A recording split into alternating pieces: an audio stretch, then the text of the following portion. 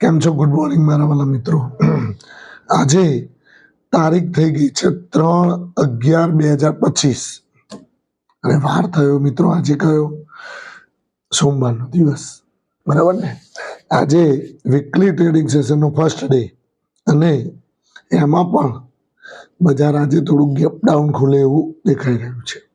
ગભરાવાની જરૂર નથી, પણ જ્યારે તમને ગેપ ડાઉન મળે, સારો શેર ખરીદવાનો મોકો મળે તો you can take bye position, અથવા તો જ્યારે તમને ક્યારેય પણ ઉછાળો મળે અને તમે નીચેના લેવલે બાય કરેલું હોય તો થોડો પ્રોફિટ બુક કરતા રહેવાનું.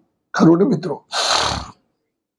આજે થોડું ગળું બેસી ગયું છે, છતાંય આપણે વિડીયો કાલે તુલસીમાના પ્રસંગમાં બહુ બધા આખો દિવસ તુલસીમાના વિવાહ હતા, એટલે આખો દિવસ વ્યસ્ત હતા, એના કારણે થોડું ગળું બેસી ગયું છે.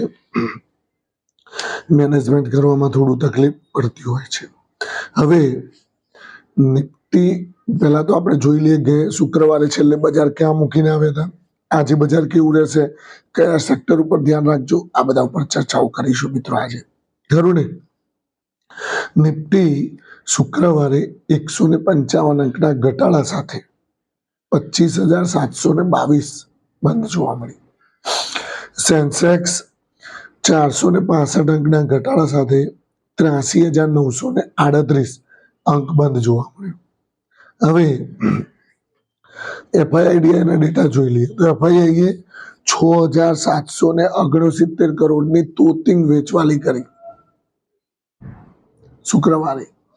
સામે ડીઆઈઆઈએ 7,068 કરોડની સામે ખરીદારી કરી. સામે લેવલ આવી ગયા. હવે વધનારા શેરો અને ઘટનારા શેરો પર નજર નાખી લઈએ તો નવીન ફ્લોરિન પહેલા નંબરનો સ્ટોક 14.3% તેજી હતી. ચેન્નઈ પેટ્રોલિયમ 10.7%ની તેજી. ઇન્ટેલેક્ટ ડિઝાઇન 8.3%ની તેજી. આઈડીબીઆઈ બેંક 6.0%ની તેજી. લેટેન્ટ વ્યૂ 5.9%ની તેજી. ઇન્વેન્શન નોલેજ 6.0%ની તેજી. યુનિયન બેંક 4.5%ની તેજી. બીઈએલ 4.0%ની તેજી. હવે ઘટનારા શેરો. બંધન બેંક 8.2%ની મંદી. મહારાષ્ટ્ર સ્કૂટર્સ 6.7%ની મંદી. અપાર ઇન્ડસ્ટ્રીઝ 6.3%ની મંદી. સેફાયર ફૂડ 5.1%ની મંદી. મોતીલાલ ઓસવાલ 4.6%ની મંદી અને એમ્ફાસિસ 4.5%ની મંદી. અમુક મિત્રો આઈટી સ્ટોક્સ ઉપર ધ્યાન રાખજો.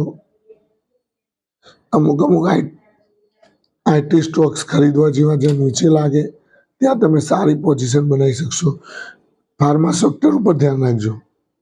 ફાર્મા સેક્ટર પણ એટ્રેક્ટિવ લાગી રહ્યું છે, અહીંથી હજુ તેજી આવી શકે છે, એટલે ફાર્મા સેક્ટર ઉપર થોડું કોન્સન્ટ્રેટ કરી શકાય.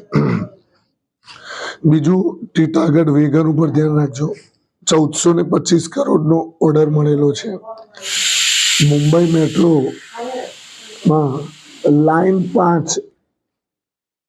5ના ડબ્બા બનાવવાનું ઓર્ડર મળેલો છે 1,425 કરોડ રૂપિયાનો. એટલે આજે હલચલ જોવા મળી શકે છે મિત્રો. આજે બહુ લાંબો વિડીયો બનાવતો નથી, ફક્ત 5 જ મિનિટનો વિડીયો બનાવીશ અને તમે તમારી રીતે આજે મેનેજ કરી લેજો. થેન્ક યુ મિત્રો.